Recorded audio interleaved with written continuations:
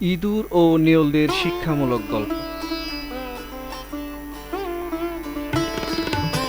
এক দেশে একদল নেউল বাস করত।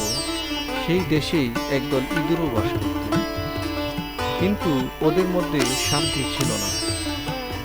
সব সময় ওদের মধ্যে মারামারি লেগেই থাকত।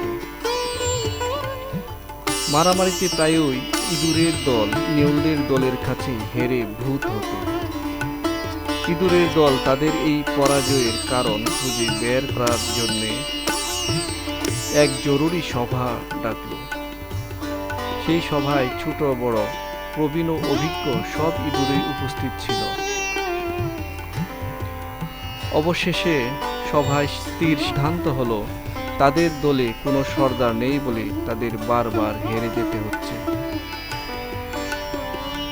এই সভাতেই কয়েকজন জোয়ান তাগ ইঁদুরে তাদের দলকে বিভিন্ন বিভাগে ভাগ করে সেই ভাগের সর্দার নির্বাচন করা হলো।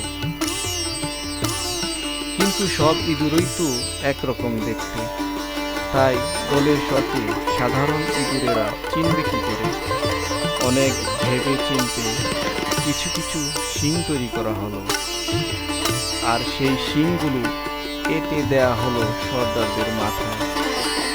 এরপর আবার যখন নেউলদের সাথে ইঁদুরদের খুব বড় একটা লড়াই বেঁধে গেল, তখন সেই লড়াইয়েও নেউলদের তাড়া খেয়ে বহু ইঁদুর হতাহত হয়ে পালিয়ে প্রাণ বাঁচালো। অন্য সব ইঁদুর ছটপট করে তাদের গর্তে ঢুকে পড়ে প্রাণ বাঁচিয়ে ফেলল। কিন্তু যেসব সর্দার ইঁদুরদের মাথায় শিং লাগানো ছিল, তাই শিংয়ের জন্যে গর্তে ঢুকতে পারল না। ফলে নেউলরা এসে তাদের অনায়াসে হত্যা করে ফেলল।